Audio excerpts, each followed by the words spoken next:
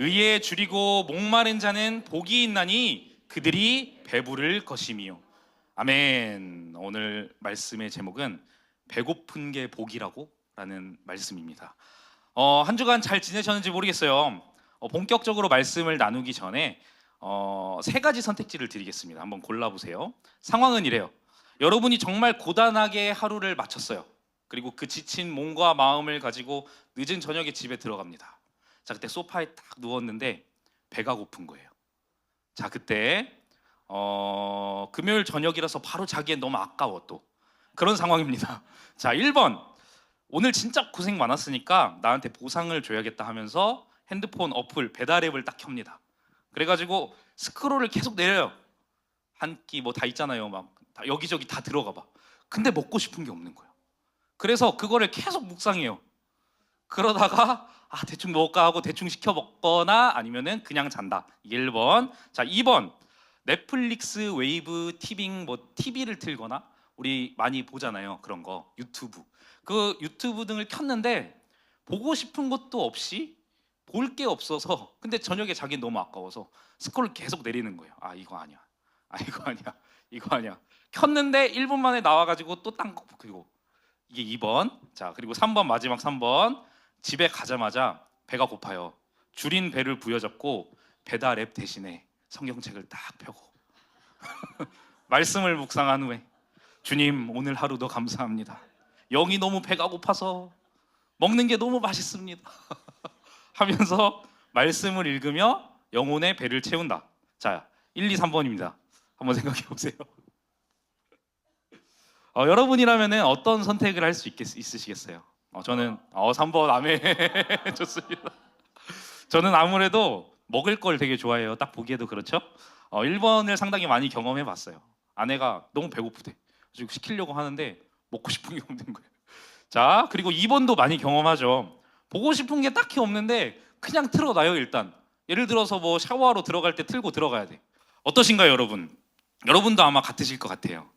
배달앱을 묵상하고 또 묵상해도 먹을 게 없죠. 또 유튜브 썸네일을 묵상하고 채널을 돌리고 돌려도 볼 게 없죠. 아마도 우리가 참 묘한 시대를 살아가기 때문인가 싶습니다. 인류 역사상에 이렇게 풍요로웠던 적이 없다고 해요. 클릭 한 번이면은 맛있는 게 만들어져서 집 앞까지 오고, 그리고 전 세계의 재밌는 영상을 외국 영상이라도 요즘에는 번역도 해주고 바로 자막으로도 나옵니다. 24시간 쏟아져요. 냉장고는 대부분 꽉 차 있습니다. 능력이 없어서 비워져 있는 경우는 거의 없어요. 그냥 채워넣기 싫어서죠. 사실상 부족한 게 없어 보입니다. 그런데 여러분, 진짜 행복하냐는 거죠. 행복하신가요? 냉장고는 꽉 차 있고 집에 뭐 가전, 가구 부족함이 없습니다. 하지만 마음이 텅 비어 있어요. 왜 우리는 이토록 많은 것을 소비했는데도 불구하고, 또 매일매일 먹어 치우면서도 불구하고 밤마다 그 알 수 없는 헛헛함과 또 허무함에 시달려서 스마트폰을 손에서 놓지 못하냐는 거죠. 우리가 함께 읽은 이 마태복음 5장 6절의 말씀, 산상수훈이라고 알려진 예수님께서 산에서 귀하게 주신 그 귀한 말씀, 8가지의 복, 8복입니다. 그런데 오늘 그 네 번째 복이에요. 의에 줄이고 목이 마른 자. 다시 말해서 의는 빼보시게요. 줄이고 목이 마른 자. 이 말씀을 묵상하면 딱 제 모습이 보여요.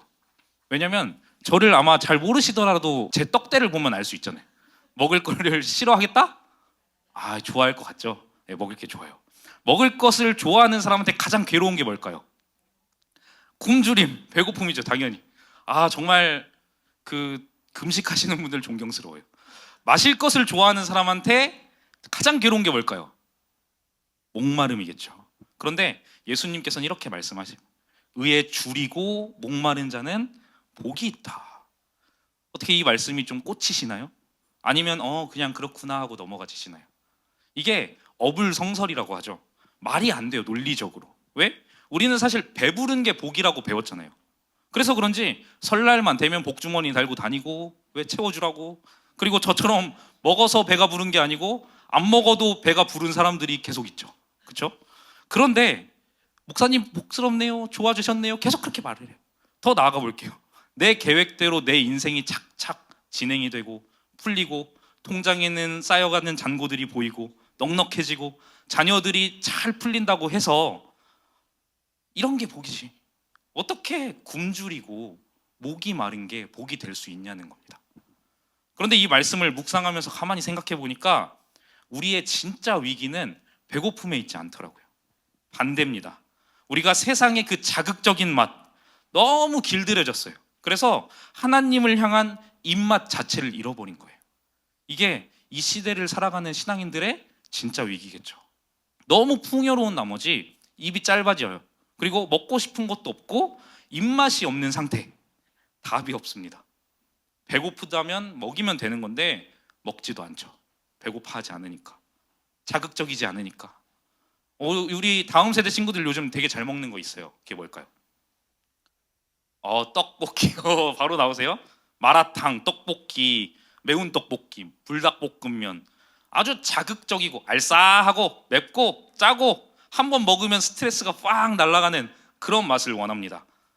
세상이 주는 그런 즐거움이 이런 스트레스를 푸는 마라맛이라고 한번 해볼게요. 또 뭐가 있죠? 뭐 SNS에 사진을 올렸을 때 많은 사람이 좋아해 주는 거 너무 재밌어요. 좋아요. 그리고 또 우리 도파민 빵 터지는 거, 주식 그래프가 빨간색으로 팍 치솟았을 때 다들 웃고 계셔. 지금 보니까 최근에 장이 좀 안 좋던데 축복합니다. 어쩌면 우리는 이렇게 세상이 주는 이 마라맛에 그 조미료의 혀가 완전히 잠식되고 절여져서 아무 맛도 못 느끼고 있는지 모르겠습니다. 그러다 보니까 하나님이 주시는 은혜가 어떻게 느껴집니까? 너무 싱겁죠. 마치 평양육수 처음 드셔보신 분, 평양육수 좋아하시는 분 계세요? 손 한번 들어보실래요? 평양육수 없네요. 자, 그리고 소금을 가미하지 않은 사골육수. 와, 너무 밍밍하죠? 맹물 아니야 싶을 정도로 밍밍합니다. 근데 우리가 세상에 주는 자극에 익숙해지니까 어쩌면 하나님을 만나는 자리에서도 그렇게 반응을 해요. 저는 매운 걸 못 먹기 때문에 미각이 되게 발달해 있어요. 그래서 평양육수를 좋아하고 되게 자극적이지 않은 음식을 먹어도 맛이 느껴지거든요. 되게 신기하죠? 자, 그런데 오늘 말씀 왜 이렇게 밍밍해? 소금만 좀 더 쳐줬으면 좋겠는데, 화끈한 인사이트 던져줬으면 좋겠는데, 당장 내 기분을 띄워줄 자극적인 멘트를 해줬으면 좋겠는데 라고 반응하기도 합니다. 어쩌면 이 시대적으로 유례가 없었던 풍요의 시대를 살아가는 우리에게 이런 마라맛이 가장 큰 유혹일 수도 있겠어요. 병원에서 가장 위독한 환자의 특징이 바로 그렇대요. 식욕이 없는 거. 먹지 않으면 어떻게 할 수가 없대요. 아무리 맛있는 걸 가져다 줘도 드시질 못하는 거예요. 먹고 싶지도 않아 할 뿐 아니라 뱉고 배고파하지도 않고, 그런 상태가 의사들이 말하는 정말 위험한 상태입니다 라고 합니다. 여쭙겠습니다. 여러분 얼마나 배가 고프시나요? 아니, 애초에 정말 배고픔이라는 거를 경험해 본 지가 얼마나 되셨나요? 저는 한 10년 된 것 같아요. 군대 처음 들어갔을 때 배고팠고 그 이후로는 딱히 없었던 것 같아요. 한 끼라도 먹지 않으면 우리는 죽는 줄 알죠. 힘들어합니다. 하루 굶으면은 세상이 무너질 수도 있을 것 같아요. 그런데 오늘 말씀 본문에 보면 이 줄이다 라고 표현하고 있거든요. 근데 이 줄이다라는 표현의 원어를 해석해 볼 필요가 있겠더라고요. 그게 뭐냐면 단순히 한 끼를 안 먹었다가 아니고 되게 부족합니다. 원어로는 페이논테스라고 하는데 기아에 시달리다.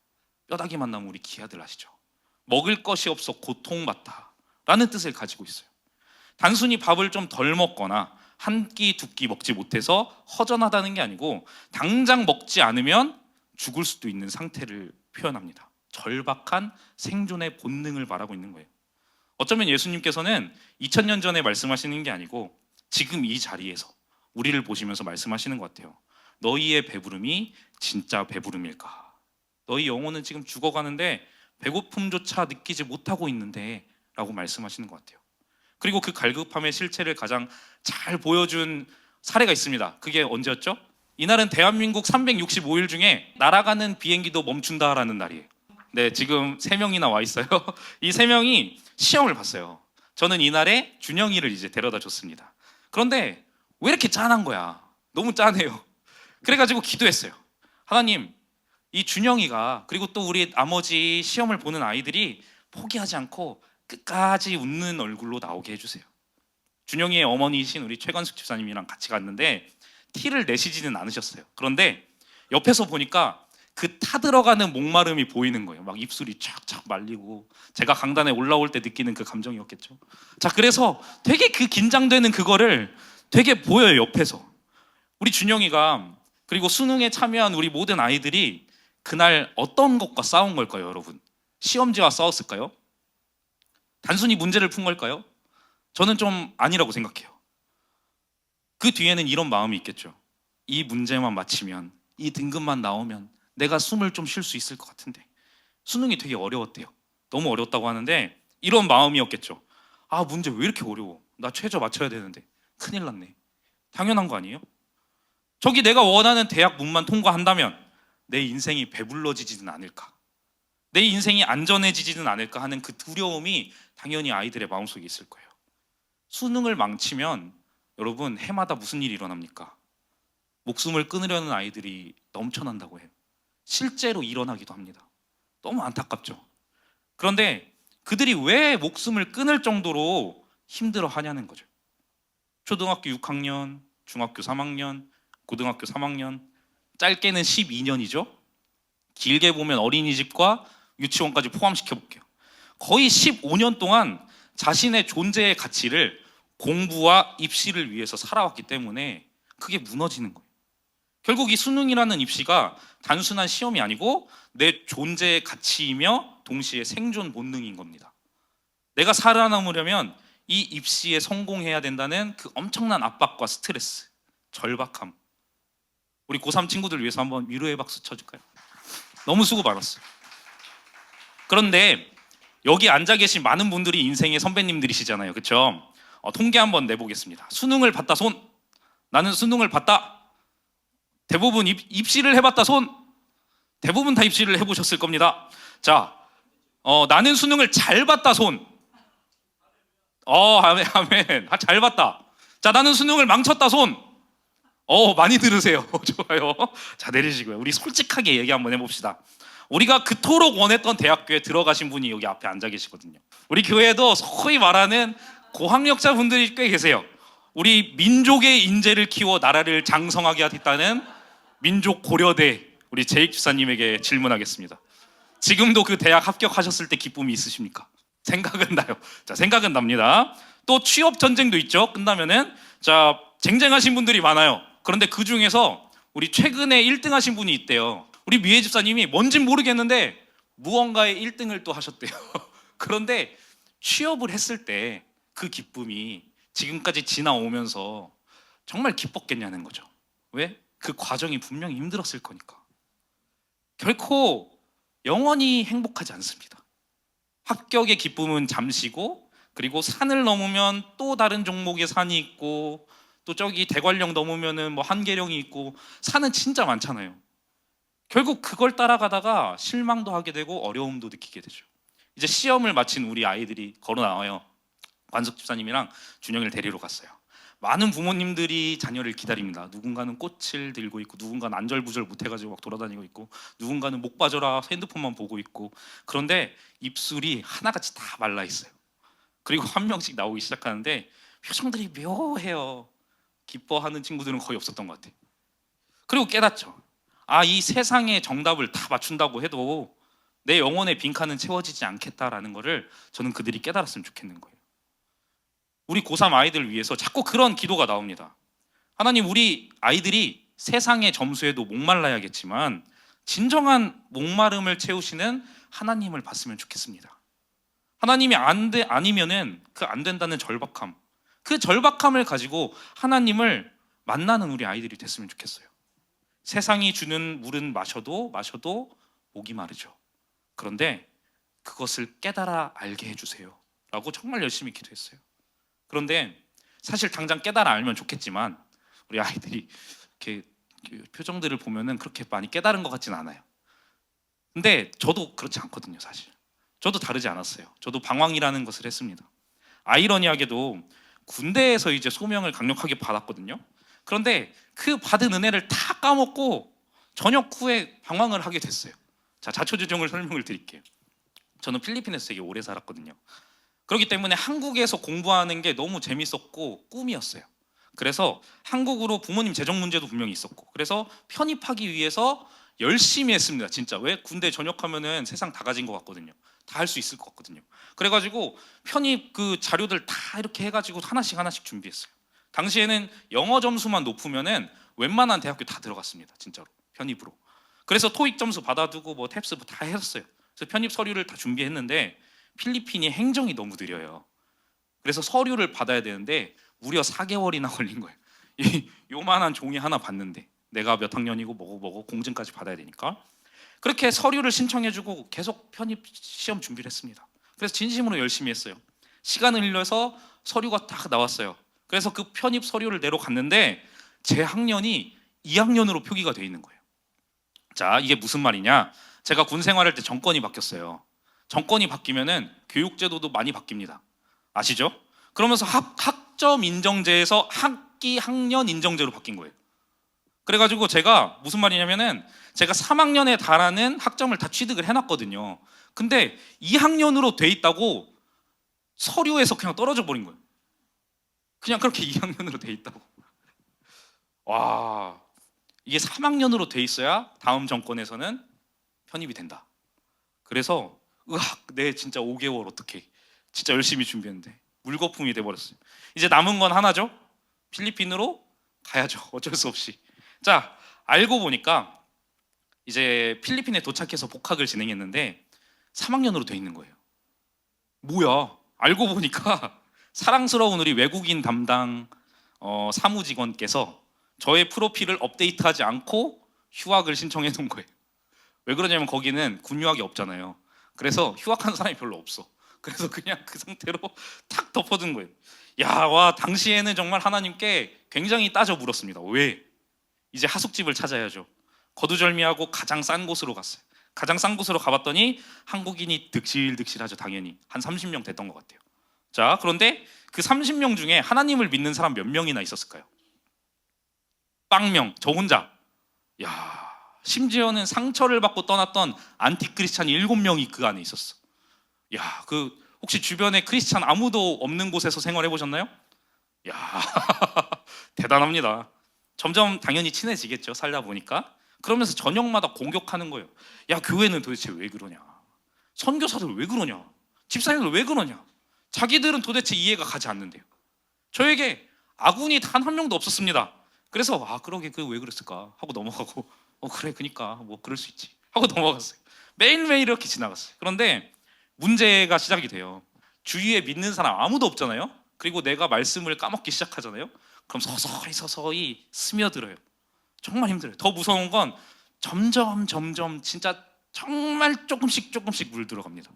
저들이 하는 생각, 말투, 그리고 세상의 재미, 자극적인 거 굉장히 많이 들고 오거든요. 너무 재밌어요, 진짜. 그래가지고 솔직하게 그냥 고백하는 거예요. 365일 중에 350일을 놀았어요. 음주가무하며 전역했잖아요. 그런데 공부는 놓진 않았어. 진짜 열심히 학교도 다녔고 공부도 했고 진짜 열심히 놀았어. 2시간 자고 놀았어요, 저는. 자, 그래가지고 놀면 다녔어. 그러다가 이제 여자친구를 사귀게 돼요. 저는 원래 되게 신중하게 여자를 사귀던 스타일이었어요. 그래서 한 번 만나면 되게 오래 사귀었었거든요. 그런데 그 하숙집 친구들이 왜 그렇게 사냐는 거예요. 야, 니 그렇게 왜 살아? 아깝게 인생, 남은 인생 지금 젊은데 빨리빨리 누구 만나가지고 놀고 아니면 갈아치우고 해야지. 다 그런 말 하잖아요, 그렇죠? 그래서 그래, 그럼 나도 그렇게 한번 해보자 해가지고 사귄 거예요. 아무나 만났어요. 그렇게 저의 고난의 행군이 시작되기 시작합니다. 거두절미하고 결과적으로 무슨 일이 있었냐? 중간까지 말하면 너무 길어지니까 경찰서에서 보이스톡이 옵니다. 야, 이게 무슨 일이야? 알고 보니까 제 당시의 여자친구가 온라인 도박에 빠져 있었던 거예요. 그래서 때로는 학생들의 물건을 훔쳐서 팔아서 그 돈을 충당하기도 했고, 저도 하나 없어졌거든요. 아이패드가 없어졌길래 누가 거긴 훔쳐가는 게 진짜 비일비재하니까 누가 훔쳐갔나 보다 하고 그냥 끝났어. 그런데 가장 중요한 게 중고나라 사기를 친 거예요, 이 여자가. 상당한 금액이었어. 너무 컸어. 정말 다행인 게 저의 아이디로 치진 않았어요. 그런데 저랑 친한 마술하는 형 아이 있는데 그 형 아이디로 한 거예요.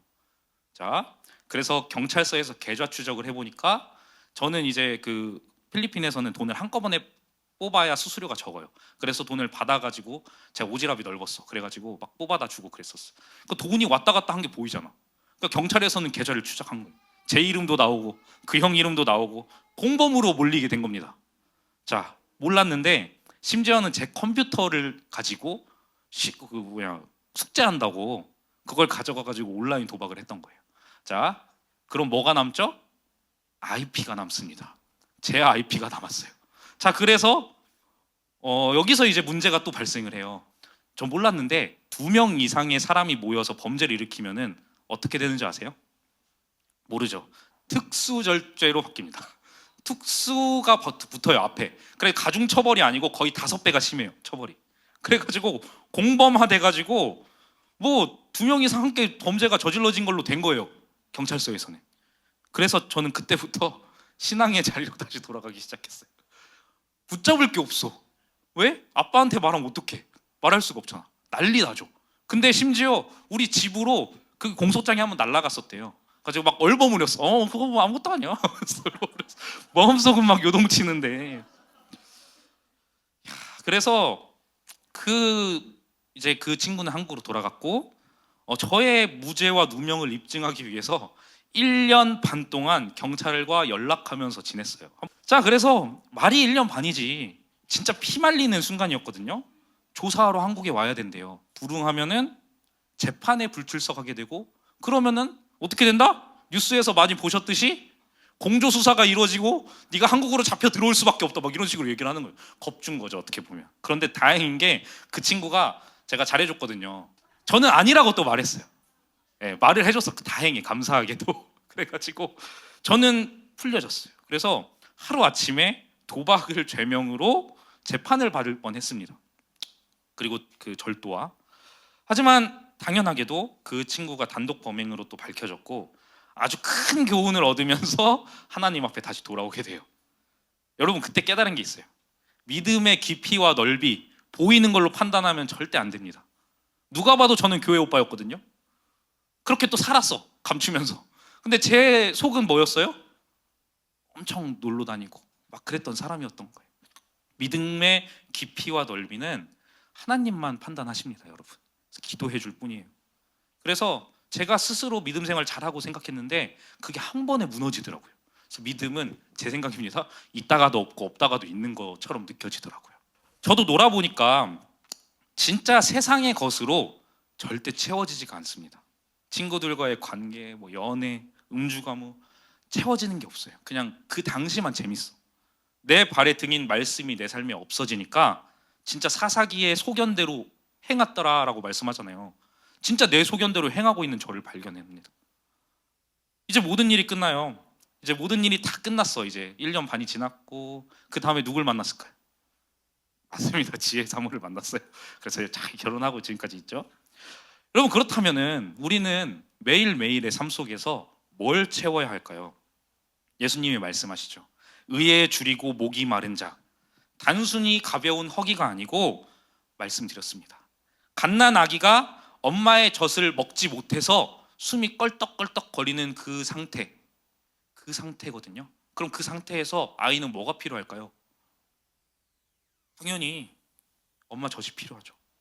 그렇다면 우리 영혼을 채울 진짜 밥, 예수님이 말씀하신 의의 줄이다라고 하시는데 그 의가 뭐냐는 거죠. 의라는 건 말이죠, 신학적으로 복잡하게 설명이 막 돼 있어요. 근데 딱 한 단어로 기억하셨으면 좋겠습니다. 그게 뭐냐면 관계예요. 하나님과의 관계. 의. 배고파서 우는 아이에게 필요한 게 뭐라고요? 장난감일까요? 따뜻한 옷일까요? 아니죠. 엄마의 품속에서 먹는 젖입니다. 그처럼 우리에게는 하나님의 그 품이 필요한 거예요. 의에 줄인다는 거는 하나님 없이는 살아갈 수 없는 상태인 거예요. 1분 1초도 살아갈 수가 없어요. 저 좀 살려주세요 하는 그 믿음의 고백입니다. 여러분이 이 거룩한 절박함을 가지고 하나님 앞에 나아올 때 바로 비로소 기적이 일어나는 겁니다. 그들이 뭐 할 거다? 배부를 것이미요 라고까지 말씀하시잖아요. 나와 하나님과의 그 관계가 회복될 때, 그 줄인 상태가 계속해서 지속돼서 하나님만 찾을 때 배부르게 될 것이다, 너희가 나로 인해서 라고 말씀하십니다. 그런데 이 상산수훈이 끝나가는 6장 마지막 절쯤에 이 말씀의 확장판을 하나님이 또 주시거든요. 기가 막힌 변론을 하나 더 주세요. 자, 띄워주세요. 마태복음 6장 33절입니다. 다 같이 한번 읽겠습니다. 시작. 저는 이 말씀이 오늘 말씀의 해답이라고 생각합니다. 아까 처음에 뭘 말했습니까? 배달앱을 켜놓고 뭘 먹을까 고민했잖아요. 그런데 주님이 딱 말씀하시는 거예요. 순서가 틀렸다. 너희가 배고픈 것이 없어서, 밥이 없어서가 아니고 세상의 것을 먼저 채우려고 하니까 밑 빠진 독처럼 계속 나가는 거야.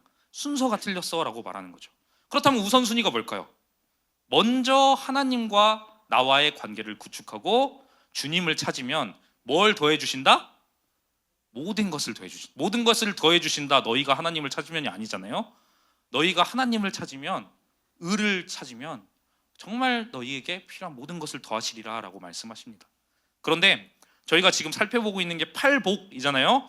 자, 이런 복 이야기를 하면은 이 시대를 살아가는 우리 젊은이들은 되게 소위 말하는 기복이라는 단어를 되게 싫어해요. 그래서 기복신앙이라는 것에 대해 굉장히 거부감을 많이 가지고 살아요.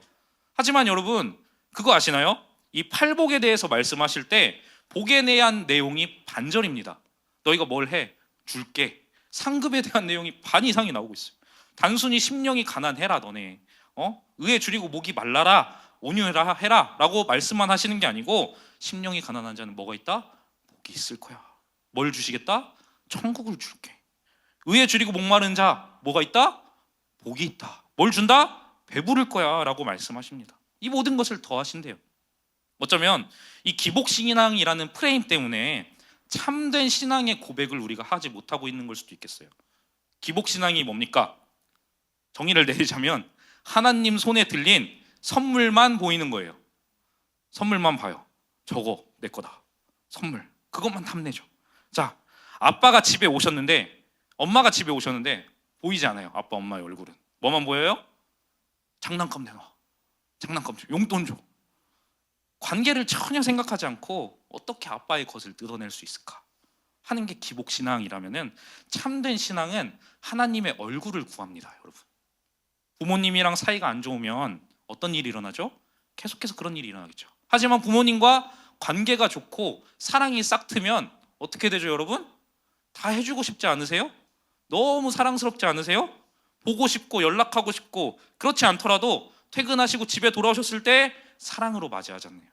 그래서 저는 아빠 너무 좋아요, 엄마 너무 좋아요 하고 품에 딱 안겼을 때 그 손에 뭐가 있어요? 장난감이 있죠. 야, 그래, 사랑한다. 그리고 그 주머니에 뭐가 나와요? 사탕과 용돈과 막 이런 게 다 나오잖아요.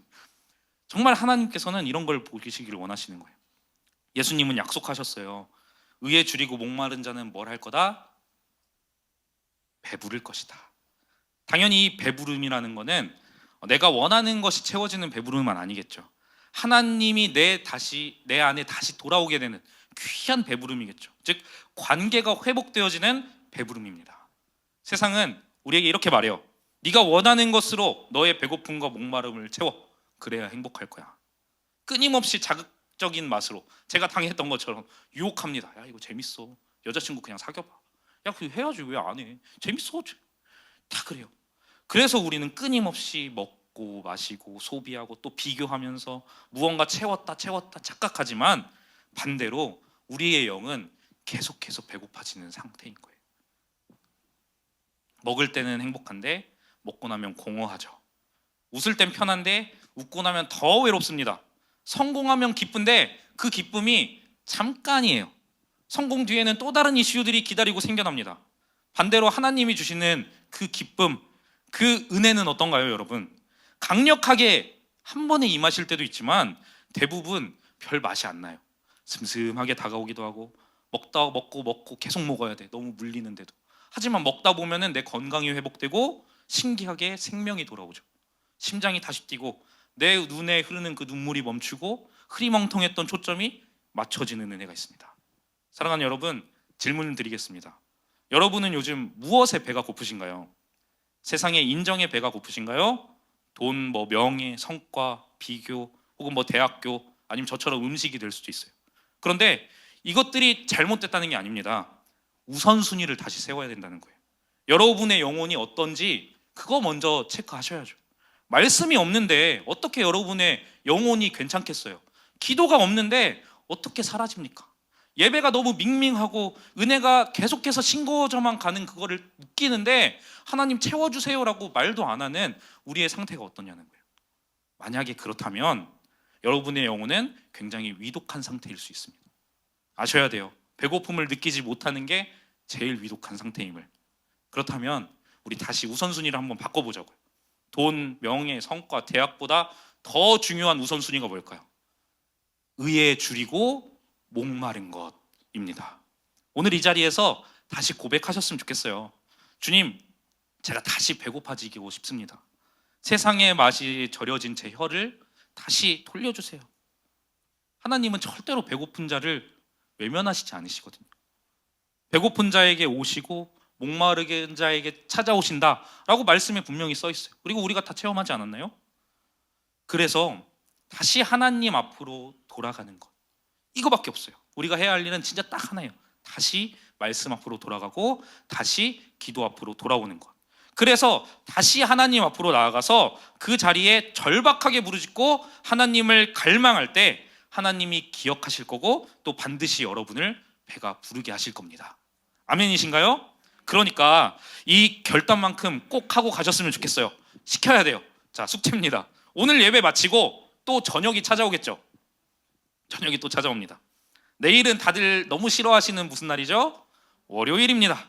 우리는 여전히 습관처럼 TV를 켤 거고 유튜브를 켤 거고 OTT 볼 거고 배달앱을 들어갈 거예요. 그런데 그때 다 좋아요. 하셔도 돼요. 딱 1분, 딱 10초만 멈춰봤으면 좋겠어요. 여러분의 그 캄캄한 방, 스마트폰 불빛 아래 있는 그 얼굴을 비추는 시간에 공허함이 밀려오고 되게 헛헛할 때 이렇게 고백해 보는 거예요. 하나님, 세상의 재미와 세상의 칭찬, 내 통장의 잔고로도 채워지지 않는 저의 이 마음, 빈 방이 있습니다. 주님께서 들어와 주세요. 하나님으로 가득 채워주세요 라고 한번 고백해 보시는 여러분이 됐으면 좋겠어요. 특별히 우리 수능을 마치고 면접도 거의 이제 다 마친 것 같아요. 그래서 할 수 있는 게 뭐밖에 없을까요? 기다리는 것밖에 없어요. 결과를 기다리는 것. 피가 말리겠죠, 당연히. 우리 고3 친구들을 위해서 이렇게 기도해 주셨으면 좋겠습니다. 대학보다도 먼저 구해야 될 게 있겠죠? 당연히. 그게 뭐죠? 하나님이죠.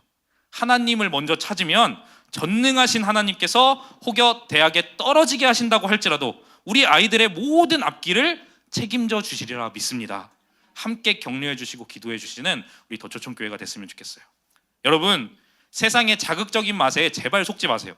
그리고 겉으로 보기에는 슴슴해 보이지만 되게 맛이 없어 보이지만 먹을수록 맛이 나는 그 하나님의 은혜, 그 진국을 맛보는 거룩한 미식가들이 되셨으면 좋겠습니다. 그래서 우리가 훗날 인생을 돌아볼 때 내 억지로가 아니고 정말 하나님께 영광 올려드리는 내 삶이 예수 그리스도로 하나님으로 가득 차 있다라고 고백하는 여러분이 되셨으면 좋겠습니다. 내가 어려움을 당했던, 내 계획이 틀어졌던 그 모든 이유, 때로는 너무 잘 풀렸던 그 모든 이유가 결국에는 하나님께서 하나님으로 배부르게 하시려는구나 라는 그 믿음의 고백으로 나아가셨으면 좋겠습니다. 마지막으로 여러분, 사람은요 지문이 있죠. 다 달라요. 우리 삶에도 영적인 지문이 있다고 전 생각합니다. 그 지문이 찍히는 곳마다 내 마음이 찍히고 있어요. 자, 여러분의 영적인 지문은 어디에 있습니까? 밤마다 스크롤하는 스마트폰 화면에 묻어 있나요? 아니면 성경책과 그 무릎으로 승부하는 기도의 자리에 찍혀 있나요? 내 영적인 지문이 아침에 눈을 뜰 때부터 저녁까지, 잠들 때까지 나의 필요와 나의 만족을 위해 살았다면 우선순위를 다시 돌려봅시다. 더 늦기 전에 순서를 바꿉시다. 인생의 지문을 완전히 바꿔서 찍는, 이 말씀에 바꿔 찍는 저와 여러분이 되시기를 소망합니다. 그렇게 순서를 바꿨을 때 오늘 본문 말씀, 의에 줄이고 목마른 자는 복이 있나니 그들이 뭐 할 거다? 배부를 것이다. 말이 안 돼요. 배고픈데 배부를 거래요. 그런 은혜가 깨달아지고 사라지는 역사가 임하게 될 줄로 믿습니다. 말씀을 맺을게요. 여러분, 오늘 우리는 배고픈 것이 복이다라는 우리의 상식으로는 굉장히 역설적인, 하지만 정말 복음의 진리인 그것을 깨닫습니다. 그리고 여러분이 자주 느끼던 그 헛헛함과 공허함, 절대로 저주가 아니에요, 여러분. 그건 하나님께로 돌아오라는 일종의 하나님의 초대인 줄로 믿습니다. 옆 사람 보시면서 한번 고백해 볼게요. 공허할 때, 자, 옆 사람 보시면서 공허할 때 하나님을 찾읍시다. 그렇게 먼저 그의 나라와 의를 구할 때 하나님께서는 우리의 영을 배부르게 하실 것입니다. 이제 찬양할 텐데요. 목마른 사슴 시냇물을 찾아 헤매이듯이 내 영혼 주를 찾기에 갈급합니다. 누가 쓴지 아세요? 마틴 니스톰이라는 사람인데 학교 선생님이었어요. 그런데 어느 날에 그가 텍사스 달라스에 있는 신학교에 등록을 합니다. 왜 등록한 줄 아세요? 하나님이 너무 좋아서 갔을까요? 그러지 않았더라고요. 자기의 고백이에요. 솔직히 말하면 저는 좋아하던 자매를 쫓아갔습니다 라고 말을 하더라고요. 그냥 거기 가면 그녀랑 잘 되지 않을까? 그런 꿈을 품고 간 거죠. 인생을 다 그냥 버려두고 여자를 위해서 간 거예요. 그런데 가서 어떻게 됐을까요? 보기 좋게 차였대요. 너무 마음이 상심이 돼가지고 사랑도 잃고 돈도 잃고 다 잃어버렸어. 그야말로 인생은 광야에 갇혀버렸습니다. 그때 살기 위해 시작된 게 룸메가 말을 해줬대요. 금식해라. 그래가지고 금식을 하루, 이틀, 3일, 4일 했는데 며칠까지 갔을까요? 19일 차에, 대박이죠? 배고픔과 외로움이 크게 달했을 때 피아노 앞에 시편 42편을 봤대요. 그리고 깨달았대요. 아, 내가 그동안에 다른 거에 목말라 했구나. 세상의 것에 목말라 했구나. 세상의 그 성공에 목말라 했구나. 근데 진짜 내 영혼을 살리기 위해 필요한 건 뭐다? 하나님이시구나 라는 것을 깨닫게 됐다고 합니다. 그 자리에서 펑펑 울면서 써내려갔던 곡이 바로 이 곡입니다. 여러분, 배고픈 마음과 또 굶주린 마음을 담아서 이 찬양 한번 드리시겠습니다.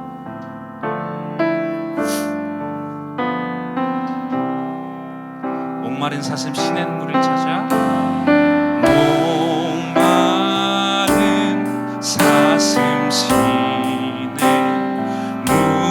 찾아 헤매이듯이 내 영혼 주를 갖기에 갈급하나. 우리 마음에 손을 얹고 다시 한번 고백합니다. 목마른 사슴 시냇물을 찾아, 목마른 사슴 시냇물을 찾아 헤매이듯이 내 영혼 주를 찾기에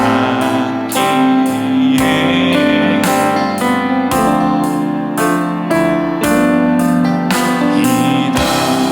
주님만이 주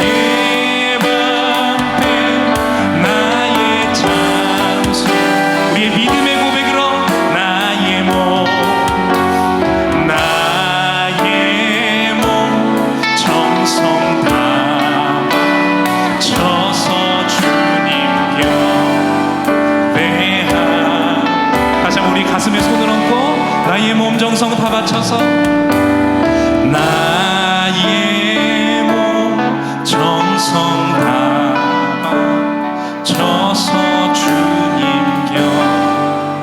경배하. 우리 이 시간 이렇게 기도했으면 좋겠어요. 주님, 내가 목마르지 않고요, 주님, 내가 배부르지 않습니다. 배 고프지도 않습니다. 주님, 나의 영혼 어떻게 해야 할까요? 나도 배불렀던 적이 있는데, 하나님으로 가득 찼던 적이 있는데, 주님, 다시 한번 그때로 돌아가고 싶습니다.